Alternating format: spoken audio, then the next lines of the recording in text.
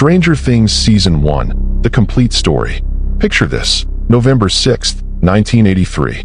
Hawkins, Indiana, a small town where nothing ever happens, where the biggest excitement is Friday night football and the arcade at the mall.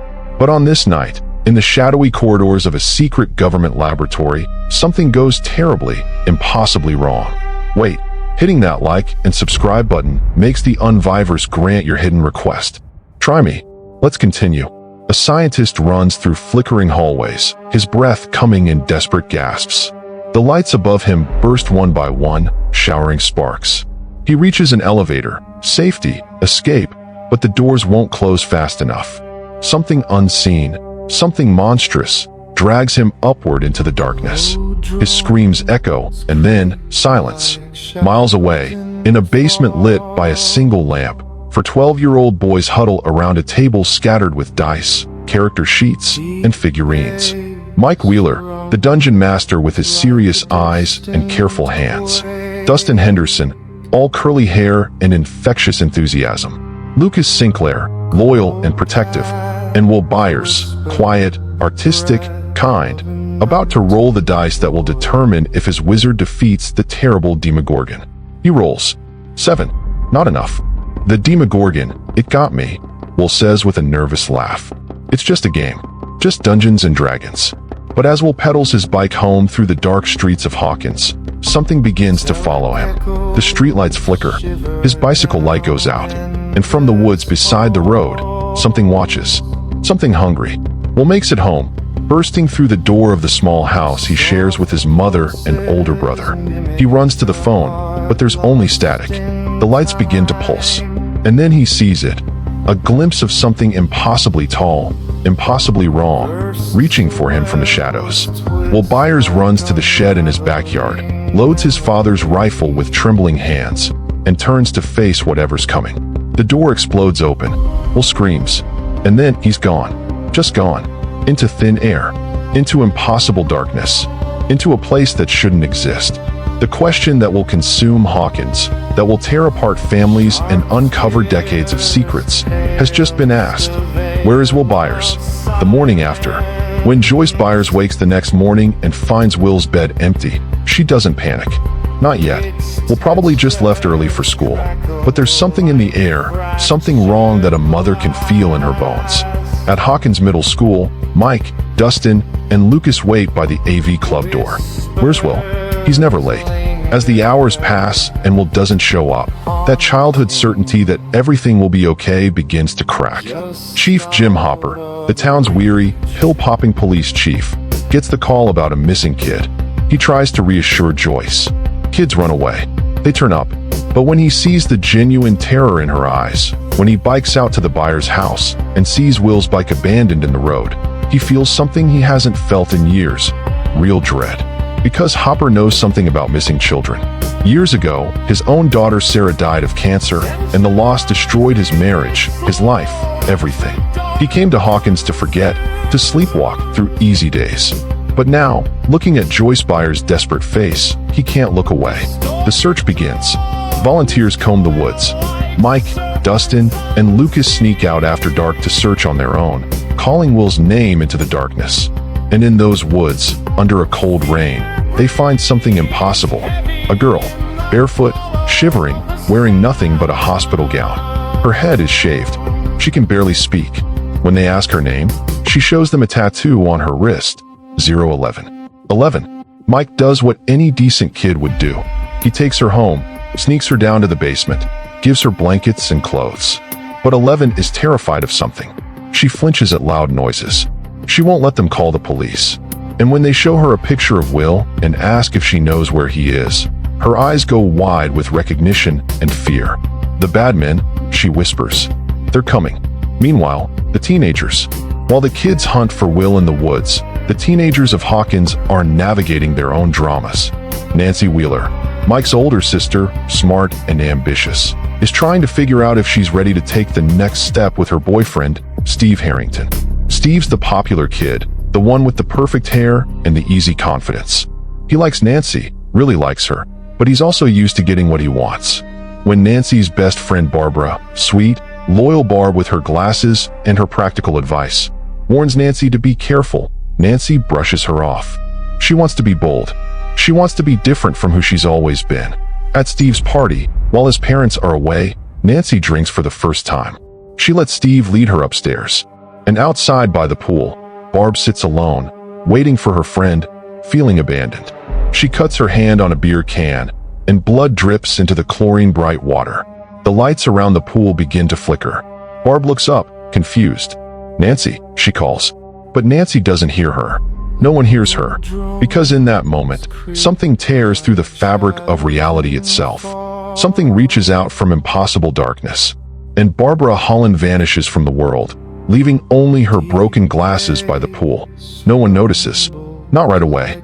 And that's the tragedy of it, that someone so loved could disappear and the world just keeps spinning. 11's secret. Back in Mike's basement, 11 is starting to open up. Dustin brings her his curiosity. Lucas brings his skepticism. Mike brings her Eggos, frozen waffles that become her favorite food, a small comfort in a terrifying world. She tells them fragments of her story. The laboratory, the men in suits, a man she calls Papa, Dr. Martin Brenner, who raised her, tested her, hurt her. She can do things, impossible things. She can move objects with her mind. She can find people across vast distances. But using her powers drains her, leaves her vulnerable. And there's something else, something she did that she can't quite explain. She opened a doorway, a gate, to someplace dark. When Mike shows her the photo of Will again, 11 concentrates. Her nose begins to bleed, always the sign that she's pushing too hard. But she points to the photo. "He's hiding," she says. "From the monster." "What monster?" Mike asks. 11 reaches for the Dungeons and Dragons board still set up from game night. Her finger lands on one figurine, the one Will didn't defeat, the Demogorgon. "But that's just a game," Dustin says weakly. "That's not real." 11's eyes are haunted when she looks at him. The Demogorgon is real. Joyce in the lights. While Hopper organizes search parties and questions people around town, Joyce Byers is falling apart. She hasn't slept. She can't eat. Every mother in Hawkins looks at her with pity, and she hates it. She doesn't want pity. She wants her son. Then, something impossible happens. Joyce is in Will's room, clutching his pillow, when the lights begin to flicker. Not random flickering. Deliberate. Rhythmic. And through the static of his radio, she hears it. "Mom." It's Will's voice. Faint, distant, terrified. But it's him. "Will? Baby, where are you?" "Mom. I'm here. I'm right here." Joyce tears through the house, following his voice from room to room. But he's nowhere. The voice is coming from inside the walls, from the lights themselves. She buys every Christmas light in the hardware store and strings them through her living room, painting letters on the wall beneath each bulb. That night, sitting in the glow of 36 lights, Joyce calls out to her son, and one by one, the lights flicker to spell out his response. "Righthere. He's right here." Somehow, impossibly, Will is trapped in a place that overlaps with their world but can't be seen. A shadow place, a dark reflection, and he's trying desperately to reach home. Joyce becomes a woman possessed. She knows what everyone thinks, that she's crazy, hysterical, unable to accept reality. Even her older son Jonathan looks at her with worry, but she doesn't care. She knows her boy is alive. She can feel it. She can hear him. Hopper's investigation. Chief Hopper is starting to realize this isn't a normal missing persons case. He investigates the laboratory on the edge of town, Hawkins National Laboratory, supposedly doing energy research for the Department of Energy. But the security is wrong. Too tight. Too nervous. He checks and rechecks Will's case file. Something's been changed. Redacted. Someone is covering something up. That night, Hopper breaks into the laboratory. What he finds there shatters his understanding of reality. Rooms full of strange equipment. Files on psychic experimentation. MK Ultra trials. Children with numbers instead of names. And at the heart of it all, a massive tear in the wall of an enormous underground chamber. A swirling portal to somewhere else. Before he can learn more, he's caught. Sedated. When he wakes up in his trailer the next morning, he's been drugged so thoroughly that it should feel like a dream. But Hopper's a former big city detective. He knows a cover-up when he sees one. The government isn't just hiding something. They're hunting something. Or someone. The kids and 11. Mike, Dustin, Lucas, and 11 are conducting their own investigation. 11 leads them to the laboratory, uses her powers to help them evade security. She shows them where the gate is, the tier between worlds that she opened. "I'm the monster," she says, tears streaming down her face. "I opened it." "No," Mike insists. "You're not the monster. You're our friend." But Lucas isn't so sure.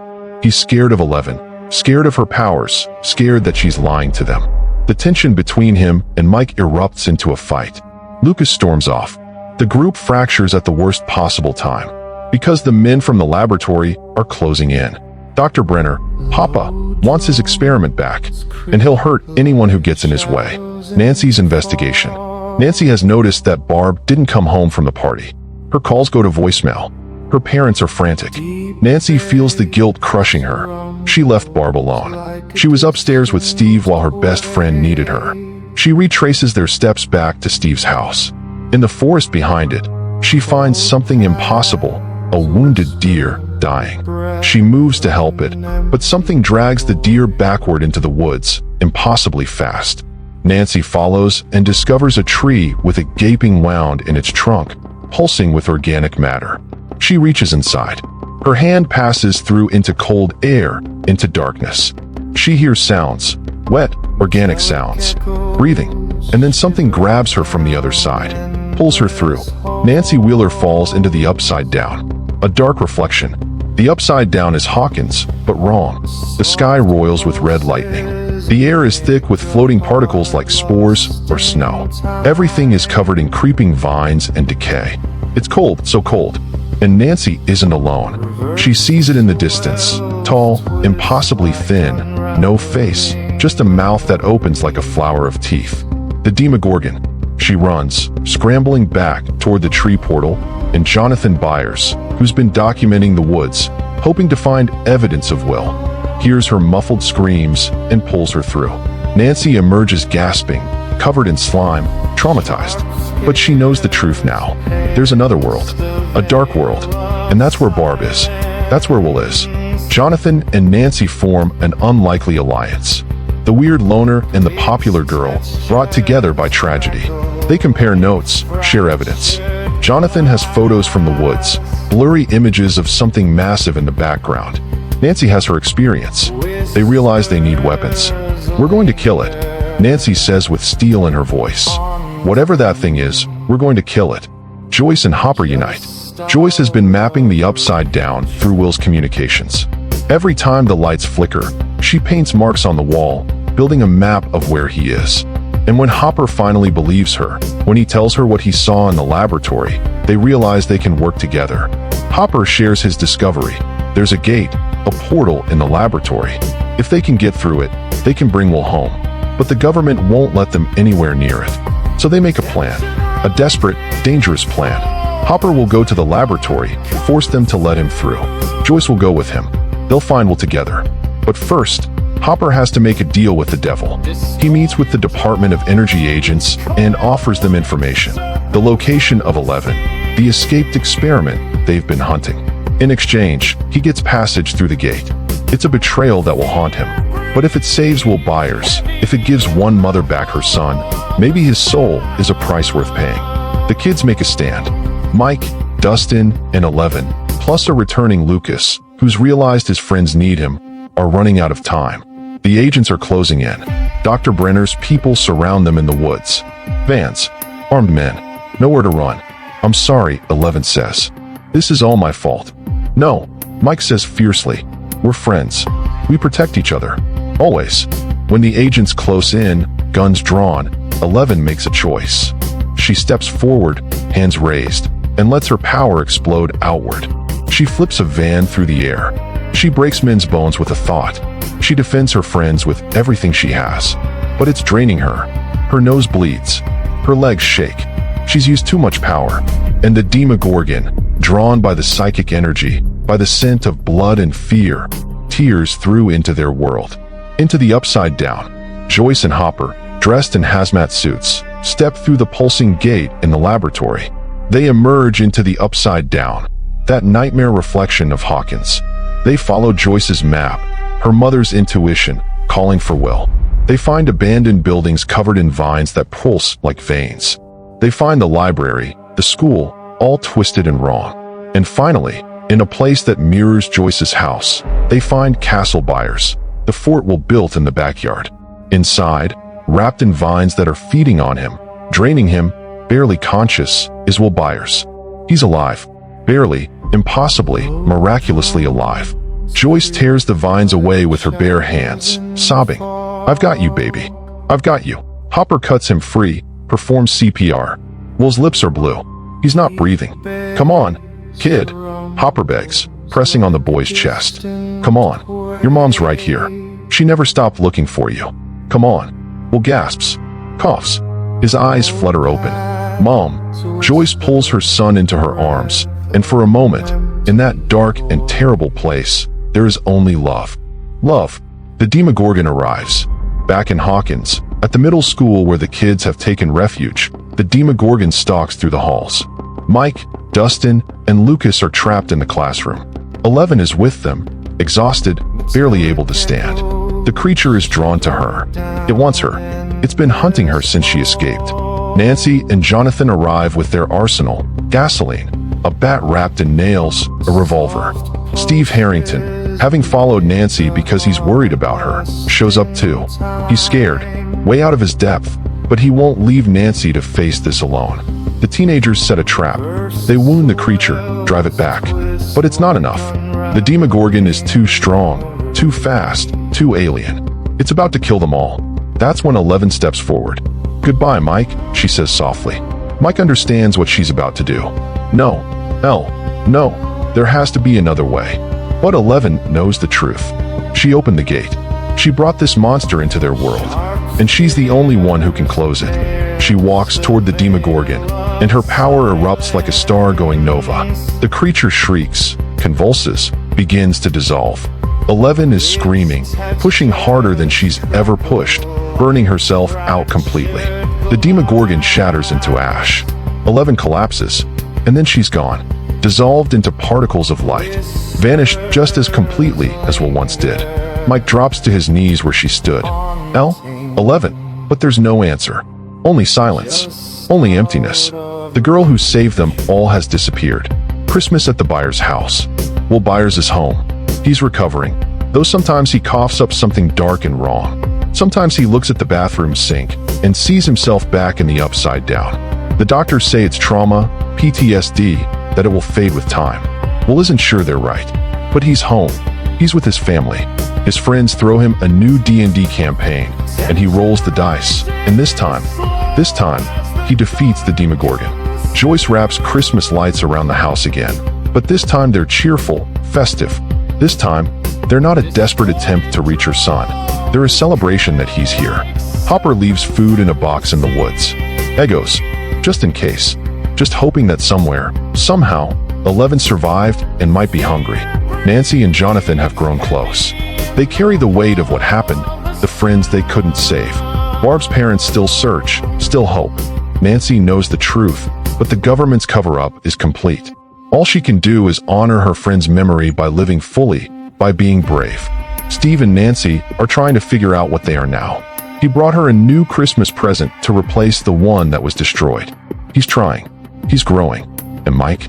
Mike sets up a pillow fort in his basement with a space left for the friend who isn't there. He turns on the radio to static, hoping, waiting, believing that somehow, some way, 11 is out there. "I believe you're out there," he whispers to the darkness. "I won't stop looking." Friends don't give up on each other. The final image. But the story isn't over. Because when Will coughs into the bathroom sink that Christmas night, what comes up isn't just mucus. It's something alive, something squirming.